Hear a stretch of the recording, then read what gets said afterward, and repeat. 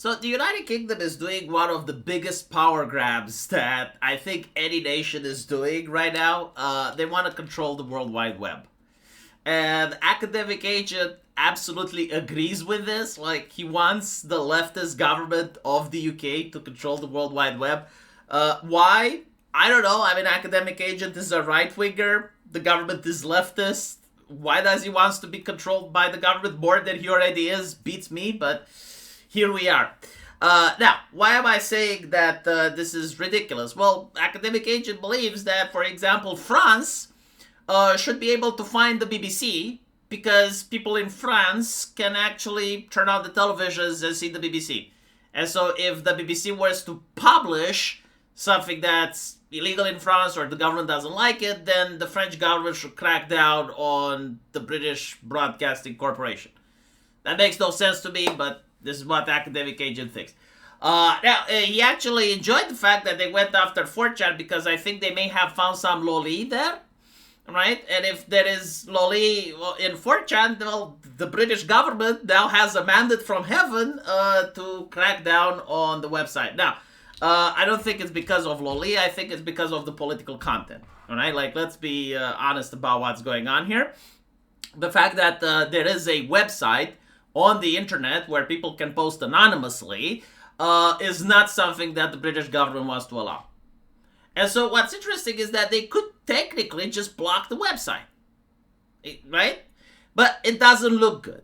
It doesn't look good. Number one, it looks authoritarian. It makes them look like China. Makes them look like Russia. It makes them look like the European Union. And so they prefer to show that they're magnanimous, that they give 4chan a chance to apply to OffCom's regulations. In other words, it's completely moronic, right? Like, if you are a business in the United States and you make a website in the United States, like, you should just be following U.S. laws. And if other nations don't like it, they should be able to block your website. But you shouldn't, like, as a U.S. company, have to start reading every single legislation on planet Earth in order to make a website that, I guess, applies to the most censorious nation, right? Because, like, that's how it would work if every other country does what the UK is doing. So anyway, what's interesting is that they decided to sue 4chan, they decided to sue Kiwi Farms, and I think they decided to sue Gab over the same reason. And now the websites are basically suing OffCom, and OffCom is basically saying, like, no, we're not an American institution, like, we don't have to care about American law.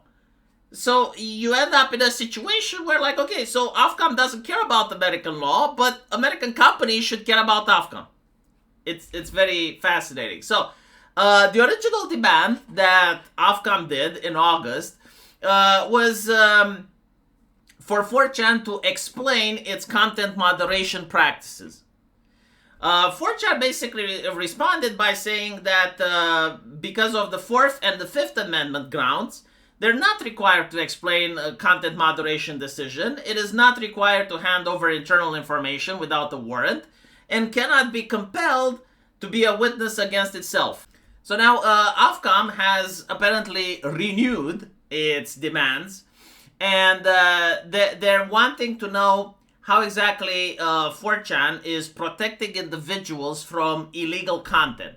Now it's interesting, right? Because, like, when you say illegal content, this is what Academic Agent was also going with. Like, you're thinking like children getting abused, right? It's like the whole justification on why the British government had to do something like this, like to prevent children from being dragged into basements and being filmed doing depraved acts. But the reality is, if you actually read what illegal content means in the UK, well, it's also things that is protected speech under British law, but is considered harmful. A little bit vague, isn't it? Well, that's kind of the point, right? So you can have stuff like grossly offensive speech. Again, rap lyrics, do they constitute? Well, it depends how OffCom feels about it. Like, it depends about the ethnicity of the person saying it. You know, if OffCom thinks that the person needs to be punished or not. Why would you allow such an institution to have any moral right whatsoever, right? When they're lying about what they're doing. It's like, oh, we're protecting children. But when you actually read their mission statement, they can go after vibes. So apparently 4chan cannot, under the First Amendment, be compelled to explain how it intends to comply with UK law, nor is it required to implement UK content moderation on a US platform. The other accusation is that 4chan is not conducting age verification. Notice how age verification was something that was promoted against websites that have pornography, right? Like, this was the original idea. It's like, we're going to crack down on porn websites. Eventually, Twitter had to comply. Twitter is not a porn website. Now, there are websites that happen to have porn on them, which is pretty much the majority of the internet. But that's not how the law was advertised to the public. Like, the law was advertised, no, it's going to be for OnlyFans, for Pornhub, for, like, websites that are dedicated for this. In reality, it seems that the enforcement is on pretty much the entire internet. I mean, Google itself, right? When you do Google search, you can actually end up with finding porn. So, apparently, 4chan is an anonymous web board. Their users have a right to be anonymous, and 4chan has the right to permit anonymous speech under the First Amendment. In each case, OffCom has no lawful power in the United States to compel my client, says the 4chan lawyer, to de-anonymize its users. The Constitution would bar any American court from domesticating OffCom orders to do these things. In all cases, OffCom has made these demands to 4chan by email. It is axiomatic private international law 101 that OffCom cannot compel an American company to do something in America without domesticating its orders in an American court. We have explained to OffCom on many occasions that it is required to seek our court's permission first. So yeah, like this makes sense. What the lawyer is basically saying, it's like, look, why are you emailing our customer? Like, you have no jurisdiction in the United States.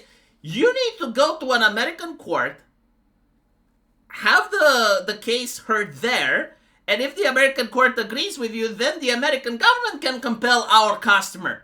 But you have no right to direct, right? And it goes both ways. Like, a U.S. entity cannot basically force academic agent to do jack shit, because he's not in the U.S.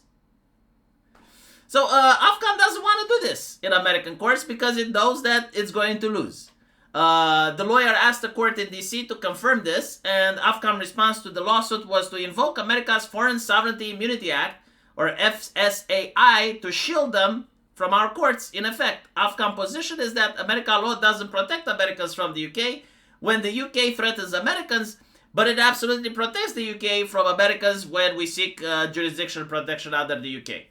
Anyway, like, what exactly can the OffCom do to 4chan if it really wants to?